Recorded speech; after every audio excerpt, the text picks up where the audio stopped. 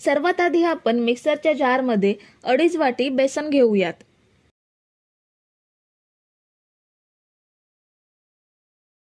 अर्धा चमचा चवीनुसार मीठ घ्यायचं आहे। 2 चमचे साखर घेऊयात। 2 तिखट हिरव्या मिरच्या उभ्या कापून घेतल्यात। अर्धा इंच आलं घेते। ढोकळ्यामध्ये आलं अवश्य वापरा, यामुळे पोटाला गॅसचा त्रास होणार नाही। 1 अख्ख्या लिंबाचा रस घ्यायचा आहे।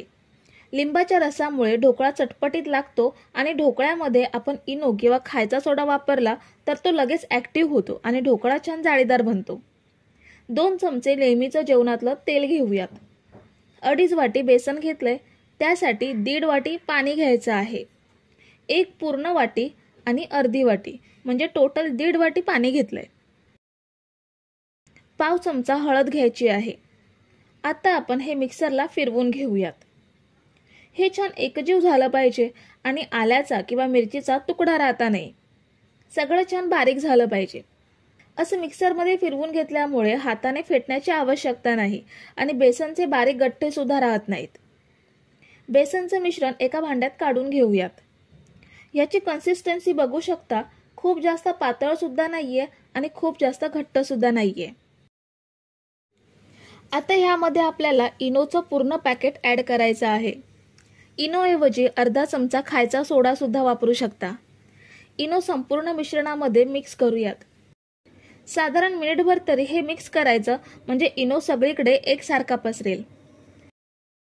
आता आपल्या ढोकळ्याचं बॅटर तयार आहे। इथे मी 1 डबा घेतलाय। संपूर्ण डब्याला तेल पसरवून घेतलंय। आता ह्यामध्ये लगेचच ढोकळ्याचं मिश्रण ओतूयात। इथे मी कढईमध्ये ढोकळा वाफवण्यासाठी पाणी घेतलंय। पाणी आपण आधी थोडा वेळ गरम करून घेतलंय। आता ह्यामध्ये डबा ठेवूयात आणि घट्ट झाकण लावून आपण हा ढोकळा 15 मिनिटे वाफवून घेऊयात। ढोकळा वाफेपर्यंत आपण ढोकळ्यासोबत खाण्यासाठी छान अशी चटणी बनवून घेऊयात। मिक्सर जारमध्ये 1 कप कोथिंबीर स्वच्छ धुवून कापून घेतली। कोथिंबीरच्या निम्मे पुदिन्याची पाने घ्यायची आहेत। त्याच सोबत घेऊयात 4 तिखट हिरव्या मिरच्या, 1 टीस्पून जिरं, 1 इंच आलं, 1 चमचा साखर, अर्ध्या लिंबाचा रस आणि चवीनुसार मीठ। आता थोडंसं पाणी घेऊन चटणी छान वाटून घेऊयात। ही बघा, आपली मस्त हिरवीगार चटपटीत चटणी तयार आहे। तर ढोकळा वाफवायला ठेवल्यानंतर 15 मिनिटं झाली आहेत। झाकण काढून चेक करूयात। हा बघा, ढोकळा खूप छान टम्म फुललाय। सुरी टाकून बघूयात।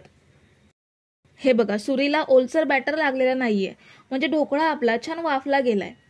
आता हा कढईमधून काढून घेऊयात आणि थंड झाल्यावरच डब्यामधून काढून घेऊयात। गरम असताना ढोकळा डब्यामधून बाहेर काढण्याचा प्रयत्न केला तर तो तुटण्याची शक्यता असते, म्हणून आधी थंड करून घेऊयात। ढोकळा थंड होईपर्यंत आपल्याला फोडणी तयार करायची आहे। एका भांड्यात 4 चमचे तेल घेतलंय।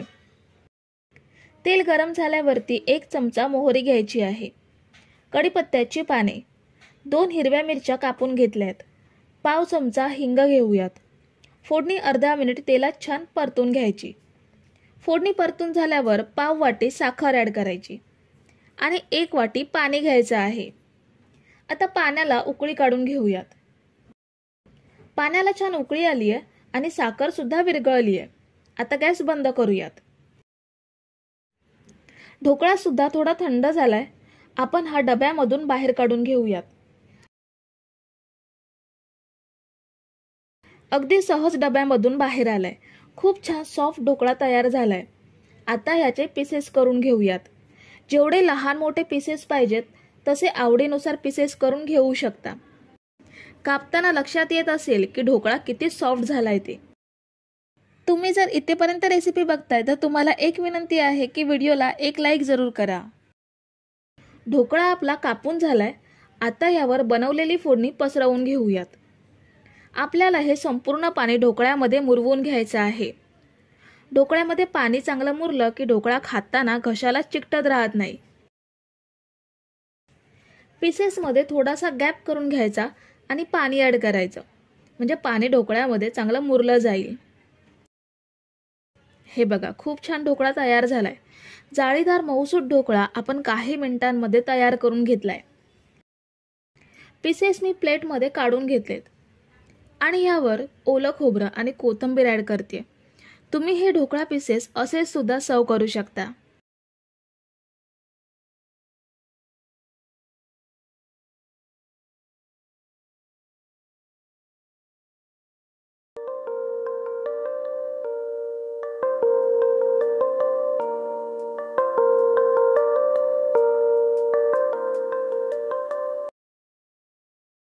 तर सर्वात आधी आपण व्हेज कबाब बनवण्यासाठी 2 वाटी सोया चंक घेऊयात. सोया चंक आपल्याला स्वच्छ धुवून घ्यायचे आहेत. त्यासाठी ह्यामध्ये पुरेसं पाणी घेऊयात आणि हे स्वच्छ धुवून घेऊयात. हे बघा, पाणी किती मळकट आहे. म्हणून सोया चंक डायरेक्ट भिजवायचे नाहीत. आधी धुवून घ्यायचे आणि मग भिजत ठेवायचे. तर आता हे चंक्स भिजवण्यासाठी मी ह्यामध्ये गरम पाणी ओतते. सोया चंक पूर्णपणे डुबतील एवढं गरम पाणी आपल्याला घ्यायचं आहे. आता आपण हे सोयाबीन गरम पाण्यामध्ये 20 मिनिटे भिजवून घेऊयात. तर आपण 20 मिनिटे सोया चंक भिजवून घेतलेत, चांगले भिजले गेलेत. आता ह्यामधलं पाणी काढून टाकूयात. हे बघा, आपण सोया चंक मधलं पाणी गाळून टाकले, पण या चंक्स मधलं पूर्णपणे पाणी आपल्याला पिळून काढून टाकायचंय. आपल्याला हे चंक पूर्णपणे कोरडे करून घ्यायचे आहे. ह्या पद्धतीने सगळ्या चंक्स मधलं पाणी आपण पिळून काढूयात. हे बघा, आपण चंक्स मधलं सगळं पाणी काढून टाकलंय. आता हे आपण मिक्सरच्या जारमध्ये घेऊयात. आपल्याला हे बारीक करून घ्यायचे आहेत. त्यासोबत घेऊयात ब्रेडचे 4 स्लाइस. एकत्र सगळं भांड्यात बसत असेल तर एकत्र बारीक करून घेऊ शकता किंवा 2 बॅच मध्ये बारीक करून घेऊ शकता. तर हे बघा, आपण बारीक करून घेतलंय. जसा चिकनचा खिमा असतो अगदी सेम तसाच आपला सोया चंक्सचा खिमा तयार झालाय. आपण हा एका भांड्यात ट्रान्सफर करूयात. आता ह्यामध्ये एक मीडियम साईजचा कांदा बारीक कापून ऍड केला. थोडीशी कोथिंबीर बारीक कापून ती ऍड केली. 1 चमचा आला लसूण पेस्ट घेऊयात. 2 तिखट हिरव्या मिरच्या बारीक कापून ऍड केल्या. 1 चमचा गरम मसाला घेऊयात. अर्धा चमचा जिरे पावडर घेऊयात. त्याचसोबत 1 चमचा लाल मिरची पावडर घेऊयात. आपण हिरव्या मिरच्या सुद्धा घेतल्यात, त्याचा अंदाज घेऊन मसाला ऍड करायचा. आवडीनुसार तिखट कमी जास्त करू शकता. कबाबना बाइंडिंग येण्यासाठी 1 चमचा कॉर्नफ्लोअर घेऊयात. कॉर्नफ्लोअर ऐवजी तांदळाचं पीठ सुद्धा तुम्ही इथे घेऊ शकता. आणि चवीनुसार मीठ घेऊयात. आता आपल्याला हे चांगलं मळून एकत्र करून घ्यायचं आहे. सुरुवातीला हे कोरडं वाटतं कारण आपण ह्यामधलं पाणी काढून आपण हे कोरडं करून घेतलंय. पण मळून मळून आपण ह्याला सॉफ्ट बनवून घेणार आहोत. तर हे बघा, आपण हे मस्त मळून गोळा बनवलाय, मस्त सॉफ्ट झालाय. आता ही अशी एक लांब स्टिक घेतलीये. लांब आईस्क्रीमला स्टिक असते ती ही स्टिक आहे. अशी स्टिक तुमच्याकडे नसेल तर मुलांची पेन्सिल असते ती सुद्धा तुम्ही ह्या काडीऐवजी वापरू शकता किंवा पेनचा सुद्धा तुम्ही इथे वापर करू शकता. आता ह्यामधलं थोडं थोडं बॅटर घेऊन आपण या काडीला लपेटत जाऊया. असं ह्या पद्धतीने कबाब शेप द्यायचा आहे. आता आतमधली काडी काढून घेऊयात. ही बघा, आतून छान पोकळ बनली आहे. बाकीचे शिल्लक कबाब पण असेच बनवून घेऊयात. जर तुम्ही इथेपर्यंत रेसिपी बघताय तर रेसिपीला एक लाईक जरूर करा. असे पोकळ बनवण्याचं कारण म्हणजे हे लगेच फ्राय होतात, आतून कच्चे राहत नाहीत. आता आपण हे फ्राय करून घेऊयात. त्यासाठी गॅसवरती पॅन ठेवलाय. त्यामध्ये तळण्यासाठी तेल घेतलंय. आपल्याला हे डीप फ्राय करायचे नाहीयेत, आपण हे शॅलो फ्राय करून घेणार आहोत. तेल चांगलं गरम झाल्यावरतीच आपल्याला कबाब तेलात सोडायचे आहेत. जर तेल चांगलं गरम झालं नसेल तर कबाब तेलात विरघळून तुटू शकतात. म्हणून तेल चांगलं गरम झाल्यावरतीच कबाब तेलात सोडायचे. हे फ्राय व्हायला जास्त वेळ लागत नाही. साधारण 1.5 ते 2 मिनिटात हे परतून घेऊयात. हे बघा, एक साइड चांगली तपकिरी रंगात फ्राय झाली आहे, दुसरी साइड पण छान भाजून घेऊयात। तर हे बघा, आपण हे दोन्ही साइडने मस्त फ्राय करून घेतलेत। आता हे पॅन मधून काढून घेऊयात। तर हे बघा, आपले मस्त व्हेज कबाब आपण झटपट बनवून घेतलेत। केव्हाही कबाब खायचं मन झालं तर आपण हे अगदी झटपट बनवू शकतो।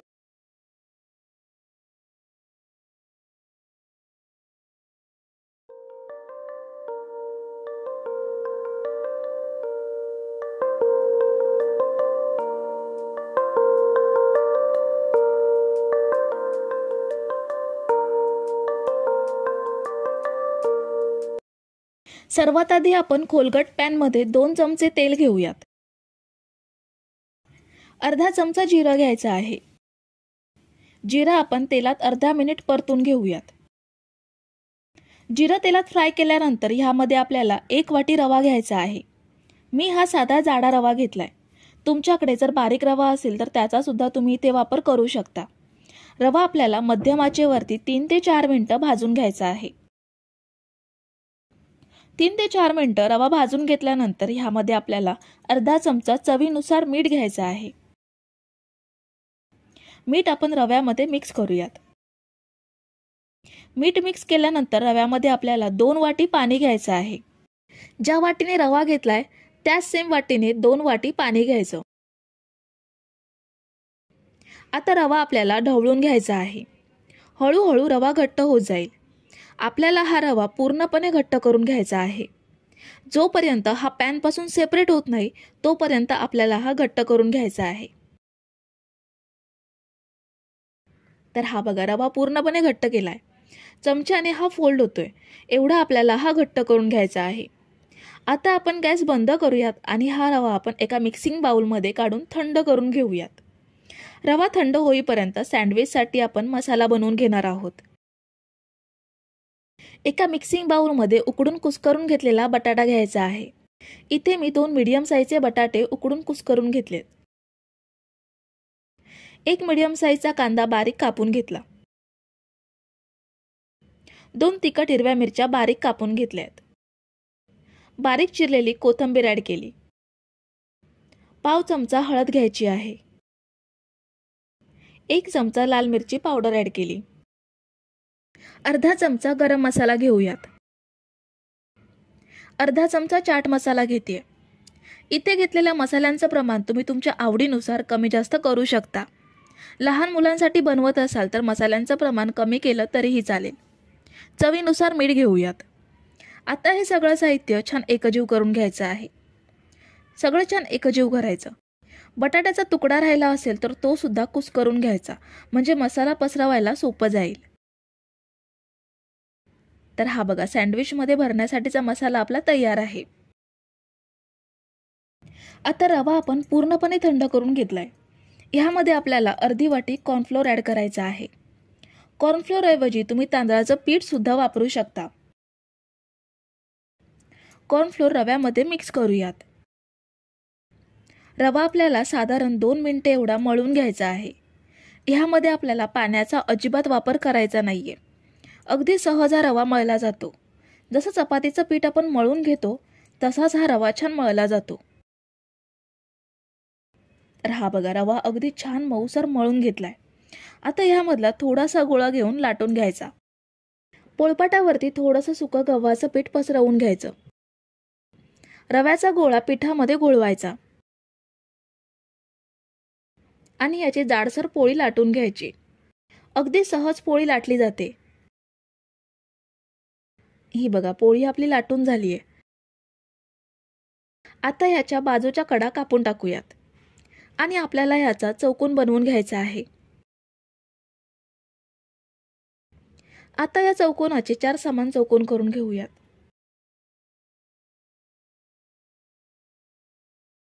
ह्यावरती आपल्याला मसाला भरून घ्यायचा आहे। आपण जो बटाट्याचा मसाला बनवून घेतलाय तो ह्यावरती पसरवून घेऊयात। मसाला पसरवल्यानंतर दुसरा चौकोन ह्यावरती ठेवायचा आणि हलक्या हाताने वरून प्रेस करायचा, म्हणजे सँडविचचे स्लाइस घट्ट बसतील। हे बघा, आपलं रव्याचं सँडविच तयार। जसं ब्रेडचं सँडविच असतं अगदी सेम तसंच दिसतंय। आता यावरती आपण सुरीने हलक्या रेषा मारून घेऊयात, म्हणजे जसं ग्रिल सँडविच असतं सेम तशीच डिझाईन तयार होईल. दोन्ही बाजूंनी अशाच सेम रेषा तयार करून घेऊयात. तुम्ही जर इथेपर्यंत रेसिपी बघताय तर तुम्हाला एक विनंती आहे की व्हिडिओला एक लाईक जरूर करा. ह्याच पद्धतीने आपल्याला बाकीचे सँडविच तयार करून घ्यायचे आहेत. आता हे सँडविच कसं भाजायचं ते पाहूयात. पॅनवरती 1 चमचाभर तेल घ्यायचं आहे. पॅन गरम झाल्यावरती दोन्ही सँडविच पॅनवरती ठेवायची. एका साइडने साधारण 3 मिनिट सँडविच भाजून घ्यायचं आणि दुसऱ्या साइडला परतून पुन्हा हे सँडविच मस्त खमंग खरपूस भाजून घ्यायचं. हे बघा, आपलं ब्रेड शिवाय तयार केलेलं रव्याचं टेस्टी सँडविच तयार. शिल्लक सँडविच सुद्धा असेच भाजून घेऊयात. तर ही बघा, मी 4 सँडविच तयार करून घेतले. सेम जशी ब्रेड सँडविच असतात तशीच ही सँडविच दिसतायत. एक सँडविच मी तुम्हाला कापून दाखवते.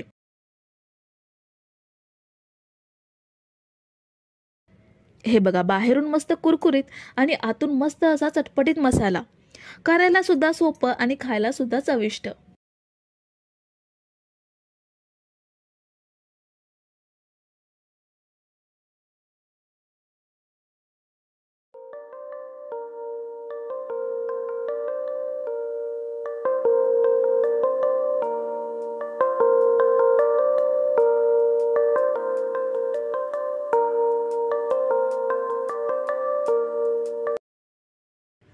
सँडविच बनवण्यासाठी सर्वात आधी आपण मोड आलेले मूग मिक्सर जारमध्ये घेऊयात.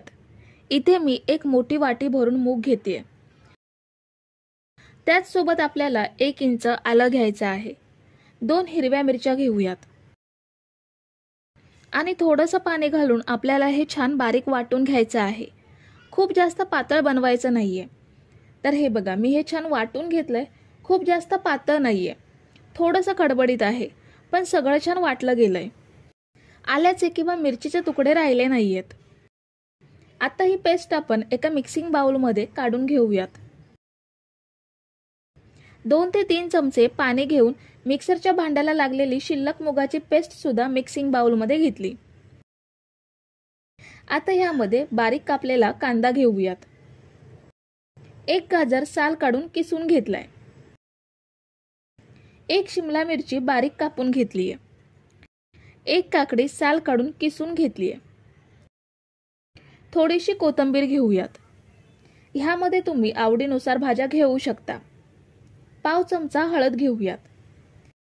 अर्धा चमचा लाल मिरची पावडर घ्यायची आहे. आपण हिरव्या मिरच्या सुद्धा घेतल्यात, त्यामुळे मसाल्याचं आणि मिरचीचं प्रमाण तुम्ही तुमच्या आवडीनुसार कमी जास्त करू शकता. पाव वाटी बेसन घेऊयात. आता हे सगळं छान एकजीव करून घ्यायचं आहे. काकडीच्या ओलाव्यामुळे मिश्रण चांगलं ओलसर बनतं. आपल्याला ह्यामध्ये पाणी घेण्याची गरज लागत नाही. परंतु तुमचं मिश्रण खूपच कोरडं झालं असेल तर मात्र थोडंसं पाणी ॲड करू शकता.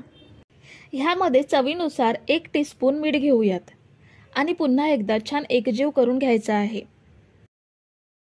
तर हे बघा, आपलं मुगाचं मिश्रण तयार आहे. आपल्याला सँडविच ब्रेड घ्यायचा आहे. इथे मी व्हाईट ब्रेड घेतलाय. तुम्ही ब्राऊन ब्रेडचा सुद्धा वापर करू शकता. ह्यावरती बनवलेलं मुगाचं मिश्रण पसरवून घ्यायचं. सगळीकडे एकसारखं पसरवायचं. खूप जास्त जाड लेअर पसरवायची नाहीये, मीडियम लेअर पसरवून घ्यायची आहे. मी 2 ब्रेडवर मुगाचं मिश्रण पसरवून घेतलंय. आता यावर पांढरे तीळ पसरवून घेऊयात. तीळ ॲड करणं ऑप्शनल आहे. आपण पौष्टिक सँडविच बनवतोय म्हणून मी हे तीळ वापरते आणि भाजल्यावरती सुद्धा हे तीळ खाताना छान खमंग लागतात. पॅन मी गॅसवरती ठेवलाय.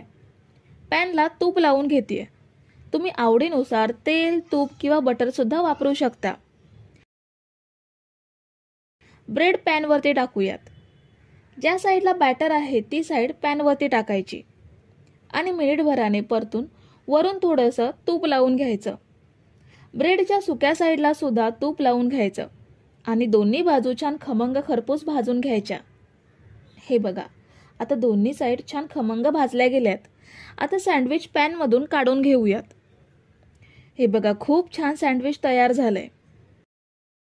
शिल्लक सँडविच सुद्धा असेच बनवून घेऊयात. तर मी 5 सँडविच बनवून घेतलेत. हे बघा, खूप छान दोन्ही साईडने मस्त खमंग भाजले गेलेत. आता हे मधून कापून त्रिकोण आकारात कापून घेऊयात. आपले मस्त पौष्टिक खमंग कुरकुरीत मोड आलेल्या मुगाचे सँडविच तयार आहेत. हे तुम्ही सॉस सोबत किंवा हिरव्या चटणी सोबत सुद्धा खाऊ शकता.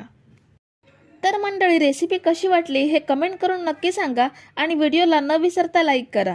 रेसिपी तुमच्या मित्रमैत्रिणींसोबत शेअर करा आणि चॅनलला सबस्क्राईब केलं नसेल तर लगेच सबस्क्राईब करून घ्या. थँक्यू.